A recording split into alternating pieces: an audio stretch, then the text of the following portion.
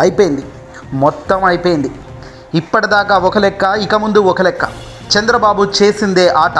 పవన్ కళ్యాణ్ రాజకీయ భవిష్యత్ శూన్యం. పాపం పవన్ కళ్యాణ్ జనసేనకు దక్కిన 21 సీట్లకు కూడా అభ్యర్థులకు దిక్కు లేక ఎంత సతమతం అవుతున్నారో ఇది ఆంధ్రప్రదేశ్ ప్రజల్లో కొందరి అభిప్రాయం.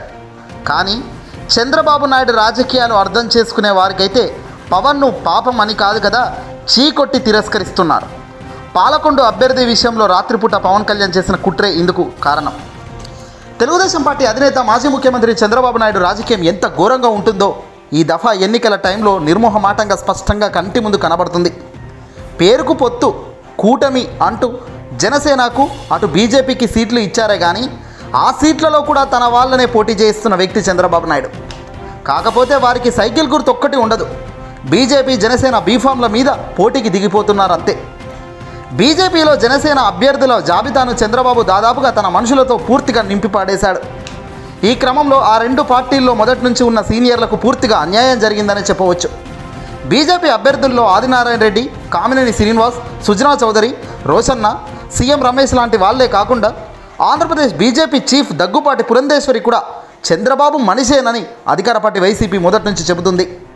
ఇది చాలదన్నట్లుగా పురంధేశ్వరి పేరు చెప్పుకొని ఇటీవల 3 కోట్లు ఇస్తా సీట్ అమ్ముకుంటా అంటూ టీడీపీకి సంబంధించిన నేత బీజేపీ నేతకు ఆఫర్ ఇస్తున్న వీడియో, ఆడియో కాల్ ఏ రకంగా వైరల్ అయిందో కూడా మనం చూసాం, విన్నాం.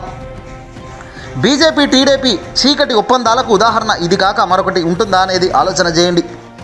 ఇది చాలదన్నట్లుగా మరికొన్ని చోట్ల అభ్యర్థులను మార్చుకునేందుకు ఆ రెండు పార్టీలు తీవ్రంగా ప్రయత్నాలు జరుపుతున్నాయి. ఇది కాదన్నట్టుగా మరోవైపు జనసేన పరిస్థితి ఇంతే. దక్కిన 21 సీట్లలోనూ అభ్యర్థులు నింపేందుకు పవన్ కళ్యాణ్కు తెగ ఇబ్బంది పడిపోతున్నారు.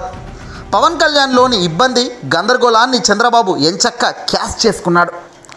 ఒకవైపు వైఎస్ఆర్సీపీ నుంచి పార్టీ ఫిరాయించిన వంశీకృష్ణ యాదవ్, అరుణి శ్రీనివాసులకు టికెట్ ఇవ్వడం కూటమిలో మంట రాజేసింది. పెందుర్తి అసెంబ్లీ సీటుతో పాటు మచిలీపట్నం ఎంపీ సీట్ను వైఎస్ఆర్సీపీ నుంచి వచ్చిన వాళ్ళకే కేటాయించినాడు పవన్ కళ్యాణ్.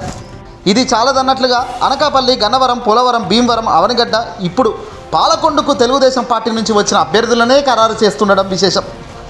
ఈ మధ్యలో రైల్వే కోడూరు అభ్యర్థిని తప్పించి మరీ తెలుగుదేశం పార్టీ మనిషి అయిన ఆ శ్రీధర్కు టికెట్ ఇవ్వడం చూస్తే చంద్రబాబు పవన్ కళ్యాణ్ మెడల్ని ఏ మేర వంచి తాను ఆడుకుంటున్నారో ఇక్కడే అర్థమవుతుంది నిర్మోహమాటంగా. వాస్తవానికి పాలకొండ విషయంలో మాజీ ఎమ్మెల్యే నిమ్మక గోపాలరావు తనయుడు జయకృష్ణ ఎంపిక జనసేన శ్రేణుల్ని ఏమాత్రం సహించే విషయమే కాదట. ఎందుకంటే గతంలో పోటీ చేసిన ప్రతిసారి ఆయన విజేతలకు కనీస పోటీ ఇవ్వలేకపోయాడు. ఈసారి తెలుగుదేశం పార్టీ తరఫున టికెట్ ఆశించారు. అదే సమయంలో పాడాల భూదేవి కూడా పోటీ చేయాలనుకుంటున్నారు. కానీ పొత్తులో భాగంగా జనసేనకు టికెట్ వెళ్లడంతో ఈ ఇద్దరు అందులో చేరి టికెట్ దక్కించుకోవాలని తీవ్రంగా ప్రయత్నాలు చేశారు. ఈలోపు జనసేన నాగేశ్వరరావుకు మంగళగిరి నుంచి పిలుపు రావడంతో జనసేన శ్రేణులు తమ అభ్యర్థే పోటీ చేయబోతున్నట్లుగా సంబరాలు ఏర్పాటు చేసుకున్నారు. చివరకు చంద్రబాబు కుట్ర రాజకీయమే ఫలించి తెలుగుదేశం పార్టీలో చేరిన జయకృష్ణకే టికెట్ దక్కింది. జనసేన కోసం పనిచేసిన గిరిజనులను పూర్తిగా పవన్ ముంచిపాడేశాడు. వారం క్రిందటే టీడీపీ నుంచి జనసేనలో చేరిన జయకృష్ణ పోనీ టీడీపీకి రాజీనామా చేశాడా అంటే అది కూడా లేదు. పోటీ చేయడానికి జనసేనలో చేరాడు తప్ప ఇతర అంశాలు ఏవీ కాదు. తెలుగుదేశం పార్టీ వారిని జనసేనలో చేర్చుకొని మరి పవన్ కళ్యాణ్ టికెట్లు ఇవ్వడాన్ని ఎలా అర్థం చేసుకోవాలో జనసేన నేతలే అర్థం చేసుకోవాలి. ఇక మీరే. మరోవైపు నియోజకవర్గంలో జనసేన అభ్యర్థిత్వానికి విపరీతమైన కాంపిటీషన్ ఉన్నందున వీఆర్ఎస్ సర్వేలు నిర్వహించడం టైంపాస్ వ్యవహారమేనని పవన్ కళ్యాణ్ చేష్టలను బట్టి అర్థమవుతుంది. కేవలం చంద్రబాబు వంచితే వంగడం, నిలబెడితే నిలబడడం, పూర్తిగా చంద్రబాబుకు వంగి పనిచేస్తున్న వ్యక్తిగా పవన్ క్లియర్ కట్గా దొరికిపోయాడు. ఇక్కడ ఇంతకన్నా దిక్కుమాలిన చేతులెత్తేసిన వ్యక్తి ఎవడు ఉండడు. ఇంతకన్నా దిక్కుమాలిన రాజకీయ పార్టీ పెట్టి వంగే వ్యక్తి ఎవడూ ఉండడు. ఇది చరిత్రలో ఒక దారుణమైన పేజీ అని చెప్పొచ్చు పవన్ జీవితంలో.